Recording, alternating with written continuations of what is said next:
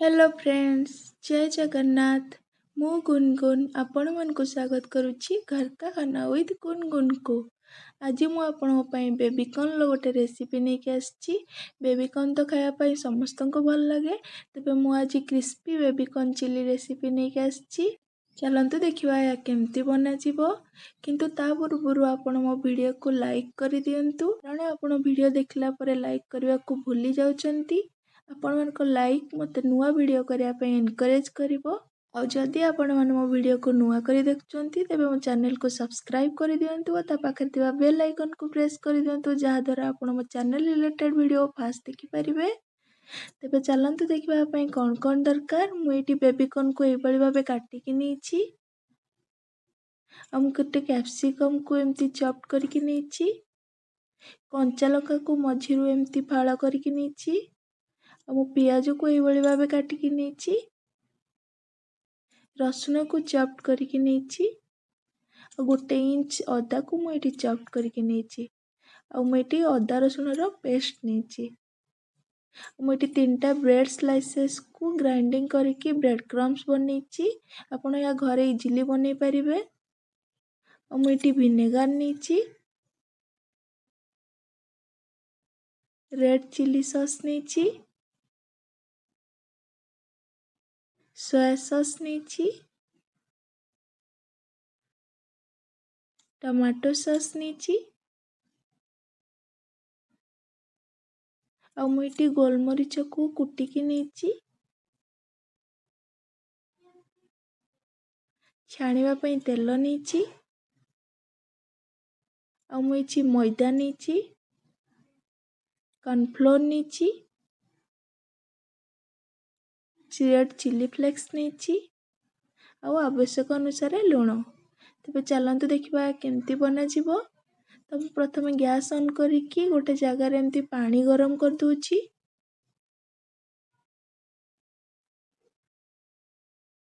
सेतरे अल्प टिके लुण ऐड कर दूची। और गैस को मीडियम हाई कि हाई फ्लेम रे ही रखिबे।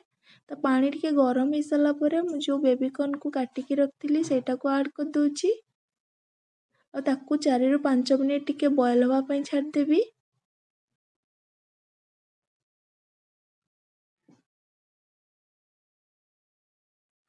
देखंतु बेबीकॉर्न हमर बॉयल ही आसलानी। आकु बेसी बॉयल करिवेनी। तो गैस को ऑफ कर दूची। आउ ताकू स्ट्रेनर को बाहर कर दूची। आपण माने बेबीकॉर्न लो रेसिपी को घरे बहुत इजीली बनै परिबे।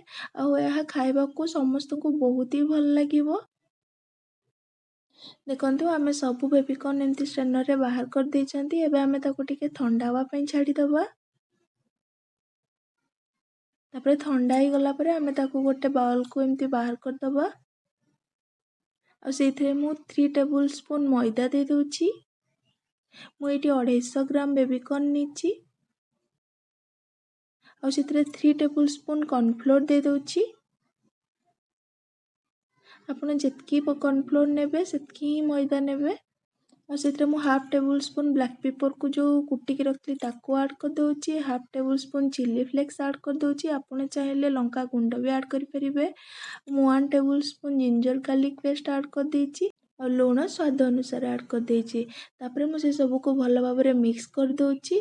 और सेथरे अल्प टिके पानी देकी मु ताको भल भाबरे मिक्स कर दोची।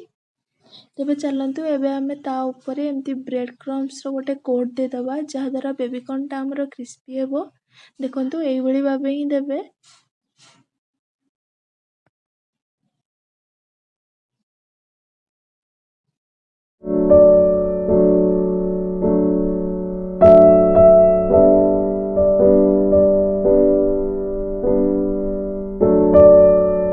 देखंतु बेबीकॉर्न हमर भल से कोट ही जाईची। एबे एटा फ्राई हवा पे रेडी ही जाईची।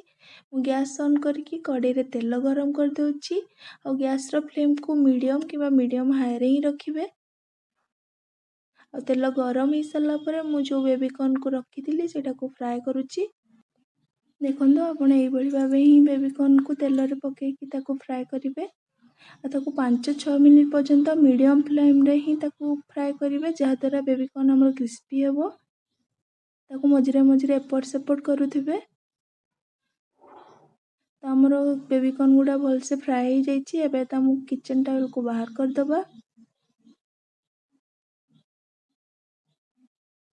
एबे आमे अलगा बेबीकॉर्न गुड़ी को से सेम प्रोसेस रे फ्राए करिबा।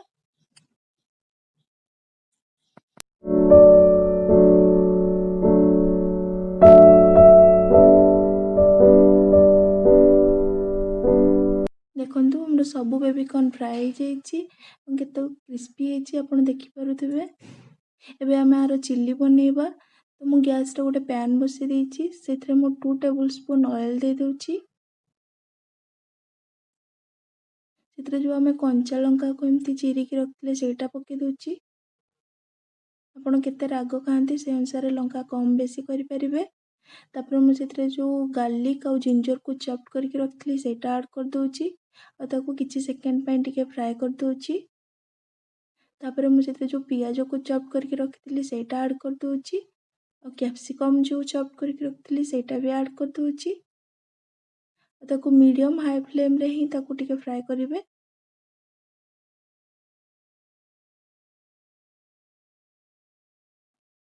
तापर 1 ରୁ 2 मिनिट ताको टिके फ्राई कर सरला परे सेथरे सब सॉसेस ऐड कर दबा। तो मु सेथरे 1 tablespoon red chilli sauce add कर दोछि। एटा बिल्कुल ऑप्शनल। और मु 2 tablespoon tomato sauce add कर दोछि। 1 टीस्पून विनेगार ऐड कर दोछि। आपण चाहिले विनेगार नथिले लेमन जूस भी ऐड करि परिबे। 1 table spoon dark soya sauce add कर दोछि। और जो आमे जो कुटी की जो ब्लैक पेपर रखले सेथरो मु 1 टीस्पून ऐड कर दोछि। मुई चिल्लीटा को टिके थिक बनेबा पई मु सेथरे 1 टेबल स्पून कॉर्नफ्लोर रे 2 टेबल स्पून वाटर ऐड करिकि ताको भलो भाबे मिक्स करिकि डाली दोछि। तापर मु जस्ट टिके वाटर ऐड करछि जो क्लिपटा की स्किप हो जाइछि। आपण एथरा 1 टीस्पून हनी किंबा सुगर ऐड करि परिबे। या द्वारा टेस्ट भी बहुत भलो आसीबो। मु एबे सॉल्ट देखिकि ऐड करछि काहे कि ना सॉस गुडा रे हमर एमते भी सॉल्ट थाए। एबे सब को टिके भलो भाबे मिक्स कर सरला परे जो बेबीकॉर्न को फ्राई करके रखले सेटा ऐड कर दोछि और ताको सब भलो भाबे मिक्स कर दोछि जा द्वारा बेबीकॉर्न ले सब सॉस गुडा भलो से लागि कि रहइबो। देखंतु हमर क्रिस्पी बेबीकॉर्न चिल्ली पूरा रेडी हो जाइछि। देखिया पई भी बहुत सुंदर लागुछि और खाइबा पई भी बहुत टेस्टी। आपण निश्चय याको घरे बनै कि खांतु और केमती लागिला मो कमेंट सेक्शन ले कमेंट करंतु। एबे मु गैस रो फ्लेम को ऑफ कर दोछि और ताको सर्विंग प्लेट को बाहर कर दोछि। जदि आपण मानको मोर ए क्रिस्पी बेबीकॉर्न चिल्ली रेसिपी भल लागिछि तेबे मो वीडियो को लाइक शेयर और सब्सक्राइब करबा को बिल्कुल भी भूलिबेनी। Thanks for watching.